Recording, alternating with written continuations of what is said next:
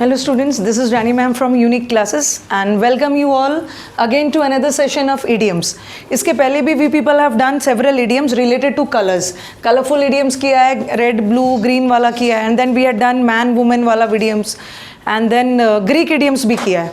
आज का हमारा idiom है that is animal based. Animal based में भी आज का है हमारा cat. Cat based बहुत सारे idioms. Okay, तो चलो without any waste of time let us start the idioms. Cat nap. Nap लेना. नैप का मतलब क्या होता है? झपकी. जैसे जो कैट्स है ना वो एक बार में 90 टाइम्स झपकी ले सकते हैं, बहुत डीप नींद नहीं सोते हैं वो. ठीक है, तो कैट नैप का मतलब होता है cat nap is short sleep. बहुत गहरी नींद में नहीं सोते, छोटा सा स्लीप ले लेते हैं. जैसे जनरली आफ्टरनून में आप स्टूडेंट्स तो हो सकता है पूरा भरपूर भी सोते होंगे, बट कैट नैप का मतलब होता है एकदम शॉर्ट स्लीप. ठीक है, थोड़े समय के लिए आप सो रहे हो. जैसे मैं एक सेंटेंस बनाऊं इसका, ही टूक अ कैट नैप. झपकी लेना. He took a cat nap before lunch. Lunch के पहले ही टूक अ शॉर्ट स्लीप.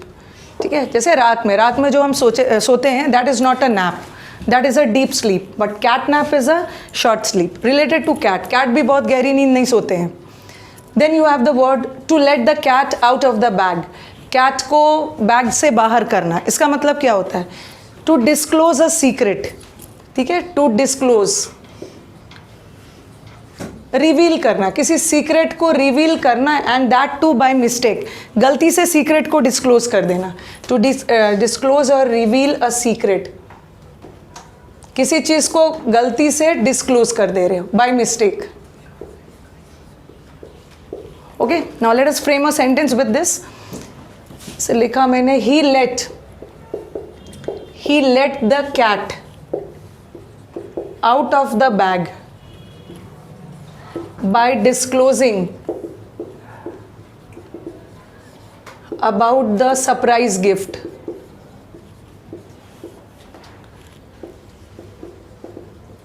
ठीक है, जैसे आपके बर्थडे के लिए आपके फ्रेंड्स ने एक सरप्राइज गिफ्ट रखा है, बट उसी में से कोई फ्रेंड है लास्ट में डिस्क्लोज कर देता है तो सारा सरप्राइज खत्म. गलती से किसी भी चीज़ को गलती से डिस्क्लोज कर देना, that is by mistake. Okay, तो to let the cat out of the bag, गलती से किसी सीक्रेट को डिस्क्लोज कर देना. To put the cat among the pigeons. Pigeons किसे बोलते हैं? What is pigeons? कबूतर. कबूतर के बीच में कैट को रखना, बिल्ली को रखना. इसका मतलब क्या है? कबूतर के बीच में बिल्ली रखोगे, बिल्ली क्या करेगी? खा जाएगी. तो कैट को पिजन्स के बीच में रखना, इसका मतलब है परेशानी को इनवाइट करना. To create trouble.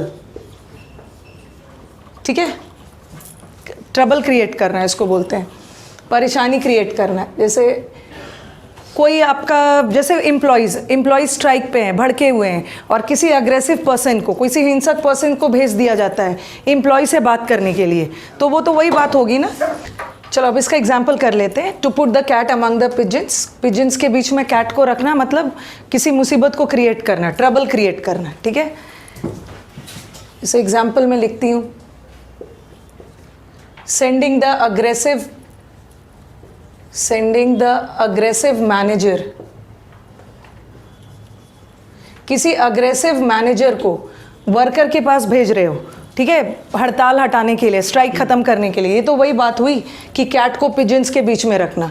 तो सेंडिंग द अग्रेसिव मतलब हिंसक manager to talk to the employees.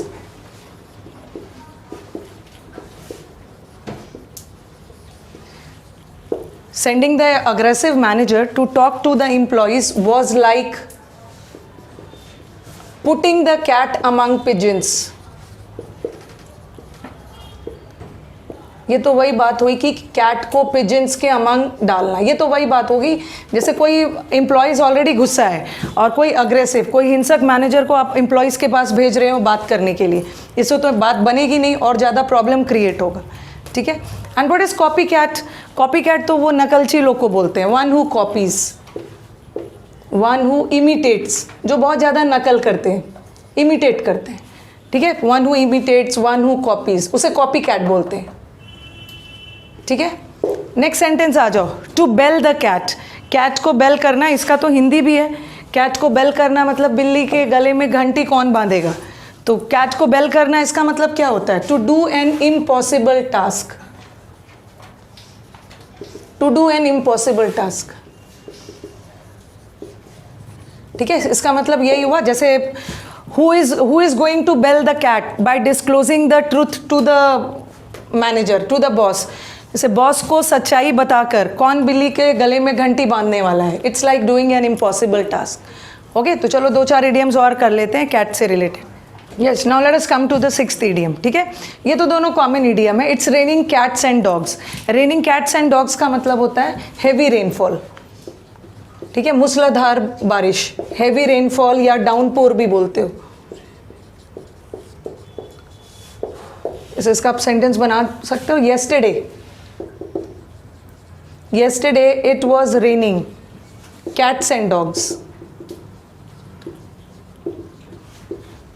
मूसलाधार बारिश को बोलते हैं। कभी कभी इससे रिलेटेड एक क्वेश्चन आता है हमारे एरर में, वो लगा देते हैं yesterday it was raining like cats and dogs। like लगा के आपका एरर बना के देते हैं, दैट इज रॉन्ग इंग्लिश।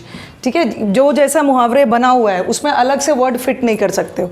तो it's raining like cats and dogs नहीं होगा, सिंपली क्या होगा, it's raining cats and dogs. और ये है to fight like cats and dogs, ये तो बहुत ज़्यादा लड़ना, फाइटिंग कॉन्स्टेंटली फाइट करना, हमेशा लड़ते रहना। ओके, जैसे सिबलिंग्स, भाई बहन आपस में फाइट करते रहते हैं हमेशा। द सिबलिंग्स फॉट, टेंस बदल सकते हो, the siblings fought like cats and dogs, हमेशा लड़ते रहना। Okay, raining cats and dogs is मूसलाधार बारिश। Next one, a cat in gloves catches no mice. अगर आप कैट को ग्लव्स पहना दोगे तो वो चूहा नहीं पकड़ पाएगी। तो इसका मतलब क्या होता है कि समटाइम्स आप बहुत ज़्यादा पोलाइट होगे, किसी काम में बहुत ज़्यादा पोलाइटनेस दिखाओगे तो आपका काम नहीं बनेगा। समटाइम्स आपके लाइफ में क्या होना ज़रूरी है, थोड़ा रूड और थोड़ा हार्श होना ज़रूरी है, थोड़ा स्ट्रेट फॉरवर्ड ज़रूरी है। ठीक है, तो a cat in gloves catches no mice, cat को ग्लव्स पहना दोगे, माइस नहीं कैच कर पाई। तो समटाइम्स इसका मतलब क्या होता है, समटाइम्स बहुत ज़्यादा पोलाइटनेस भी काम का नहीं होता है। ठीक है, sometimes being too polite is not good. बहुत ज़्यादा पोलाइट होना भी बहुत अच्छी बात नहीं है। आपको अपने काम के लिए थोड़ा सा स्ट्रेट फॉरवर्ड होना ज़रूरी है। Sometimes being polite is not good, और समटाइम्स ज़्यादा politeness can hamper your work. Excessive politeness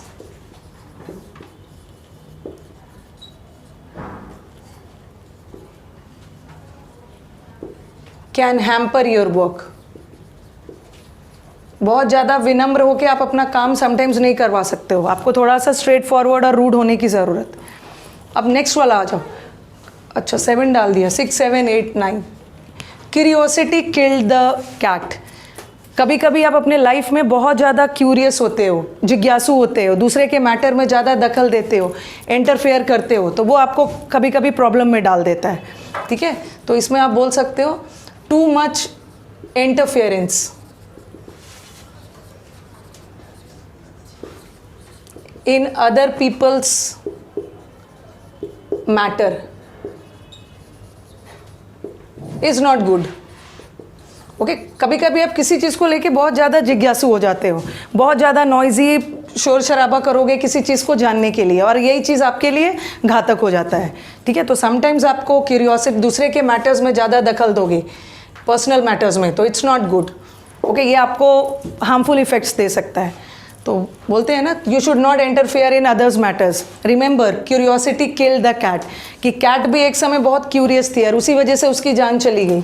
तो इसीलिए दूसरे के मैटर्स में दखल दोगे तो कहीं ना कहीं आपको आगे जाके नेगेटिव इम्पैक्ट आएगा आपके ऊपर। ठीक है, तो ये तो हमने आज 9 idioms किया related to cats, but there are so many idioms related to animals. We have dog, we have horse, तो वो सब भी हम आगे करेंगे। चलो, अगर वीडियोस पसंद आ रहे हैं तो do like it and share it among your friends. और अब चलो मिलते हैं नेक्स्ट सेशन में with some more series of errors and all. Thank you.